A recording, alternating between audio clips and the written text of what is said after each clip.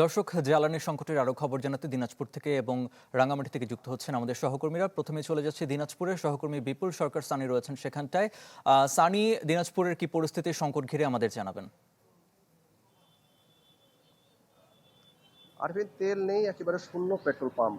এই চিত্র কিন্তু সবসময় থাকছে না, যখনই তেল আসছে তখন কিন্তু এই পাম্পগুলোর অবস্থা কিন্তু অন্যরকম হয়ে যাচ্ছে। একেবারে যানবাহন নিয়ে, মোটরসাইকেল, কার নিয়ে তারা গ্রাহকরা আসছেন তেল নিতে।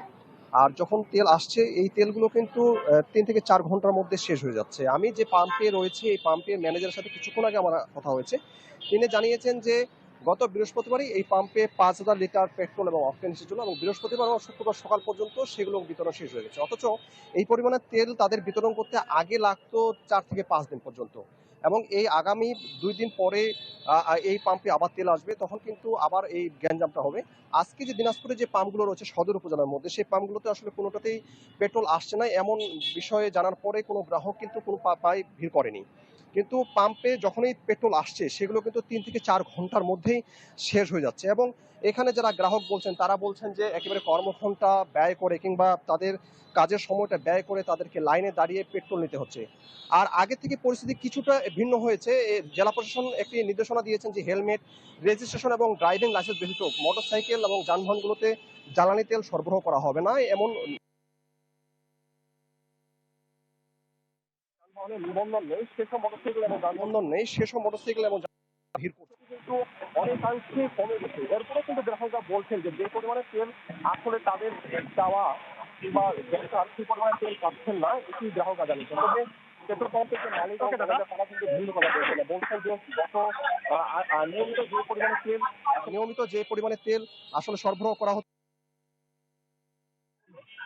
পেট্রোল এবং অক্টেনের যদিও সংকট রয়েছে জ্বালানি মধ্যে, তবে কিন্তু ডিজেলের কোনো সংকট নেই। ফলে ইরি বড় জি সানি, নেই। ফলে সানি আপনাকে ধন্যবাদ। সহকর্মী জিয়াউল হক রয়েছেন রাঙ্গামাটিতে, তার কাছ থেকে জানবো সেখানকার খবর।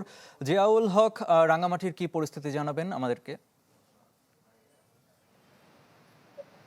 রাঙ্গামাটির যে পরিস্থিতি, যে সারা দেশের মতো যে ডিজেল বা জ্বালানি তেল নিয়ে একটা হাহাকার পরিস্থিতি তৈরি হয়েছে রাঙ্গামাটিতেও। এখানকার যে কৃষকরা রয়েছে তারা কিন্তু দীর্ঘ লাইনে দাঁড়িয়ে থাকার পরও সেভাবে তাদের পর্যাপ্ত ডিজেল পাচ্ছেন না। একই সাথে এখানকার যে প্রশাসন রয়েছে তারা সপ্তাহে 3 দিন অকটেন এবং সপ্তাহে 3 দিন ডিজেল বিতরণের সিদ্ধান্ত নেওয়া হয়েছে। তবে প্রথম দিক থেকে যে সিদ্ধান্ত নেওয়া হয়েছিল সকাল 9টা থেকে 11টা পর্যন্ত এই স্বাভাবিক কার্যক্রম থাকবে এবং পরবর্তীতে চাহিদা বৃদ্ধি হওয়ার পরে সকাল 8টা থেকে 11টা পর্যন্ত দেওয়া হচ্ছিল। তবে আজকে যে ঘটনাটি ঘটেছে, যে 11টার পরও দীর্ঘ লাইনে থাকার পরও যারা অকটেন পাচ্ছিলেন না, রাঙ্গামাটি যে চট্টগ্রাম সড়ক রয়েছে সেটা প্রায় আধা ঘন্টা অবরোধ করে রেখেছিলেন। পরে প্রশাসন এসে তাদেরকে বুঝিয়ে আগামীকালকে তেল দিবেন বলে এই আশ্বাসে তাদেরকে এই সড়কটি আসলে সরিয়ে যান চলাচল স্বাভাবিক করা হয়েছে। তবে এখানকার মানুষ যেটি বলছে যে চাহিদার তুলনায় তারা সেভাবে পাম্পগুলোতে তেল পাচ্ছেন না। তবে পাম্পগুলোতে দীর্ঘ লাইন আমরা দেখেছি। এখানকার প্রশাসনের লোকজন চেষ্টা করছেন যে পরিস্থিতি স্বাভাবিক রেখে সবাইকে অল্প করে তেল দিয়ে যাতে প্রতিদিন তেল দেওয়া যায়, এই বিষয়টা তারা নজরদারি করা হচ্ছে। আমি যে পাম্পে দাঁড়িয়ে আছি এই পাম্পে আমরা কথা বলেছিলাম ম্যানেজারের সাথে। মোহাম্মদ সিদ্দিক যিনি জানিয়েছেন আজকে সারাদিনে প্রায় 1000 মানুষকে 500 টাকা করে অকটেন দেওয়া হয়েছে। তবে প্রশাসনের পক্ষ থেকে বলা হচ্ছে তেলের স্বাভাবিক প্রক্রিয়া রয়েছে। তবে একটি বিষয় জানিয়ে রাখতে চাই, রাঙ্গামাটিতে 10টি উপজেলা রয়েছে, মাত্র শহরে 4টি পাম্প রয়েছে। সেই পাম্পগুলো থেকে শুধু অকটেন বা ডিজেল বিতরণ করা হচ্ছে। উপজেলাগুলোতে একটি তীব্র সংকট তৈরি হয়েছে, যার ফলে যে কৃষকরা রয়েছে যে দুর্গম এলাকাগুলো তাদের আসলে সেইভাবে সেচ দেওয়ার জন্য সেভাবে ডিজেল পাচ্ছে না বলে তারা অভিযোগ করছেন। তবে কৃষি বিভাগ বলছে এইভাবে যদি চলে তাহলে আছে যে লক্ষ্যমাত্রা অর্জন সেটি এক ধরনের ব্যাহত হতে পারে বলে শঙ্কা প্রকাশ করেছে আমাদের কাছে। এই ছিল রাঙ্গামাটি থেকে সবশেষ তথ্য আমার কাছে। জিয়াউল হক, আপনাকে ধন্যবাদ। গোপালগঞ্জ থেকে যুক্ত হচ্ছেন সহকর্মী বাদল সাহা। বাদল, গোপালগঞ্জের কি চিত্র আমাদের জানাবেন। আরেফিন, আমি কিন্তু এখন দাঁড়িয়ে আছি গোপালগঞ্জ শহরতলির নিগি ফিলিং স্টেশনে। কিছুক্ষণ আগে কিন্তু খুলনার যে ডিপো রয়েছে সেই ডিপো থেকে কিন্তু তেল এখানে এসেছে এবং সেটি কিন্তু মজুত করা হয়েছে। এবং এই খবর শোনার পরপরে কিন্তু যারা আসলে বাইকার রয়েছেন তারা কিন্তু এখানে ভিড় করছেন তেল নিতে এবং চাহিদার তুলনায় কিন্তু যে তেল রয়েছে সেই তেল থেকে কিন্তু বেশি পরিমাণ আসলে বাইক চলে আসার কারণে এই ফিলিং স্টেশনটির যারা কর্তৃপক্ষ রয়েছেন তারা কিন্তু ঘোষণা দিয়েছেন যে যারা এসেছেন তাদেরকে 300 টাকার করে তেল দেওয়া হবে এবং এতে কিন্তু বাইকাররাই খুশি হয়েছেন এবং তারা কিন্তু তেল নেওয়ার জন্য এখানে অপেক্ষা করছেন।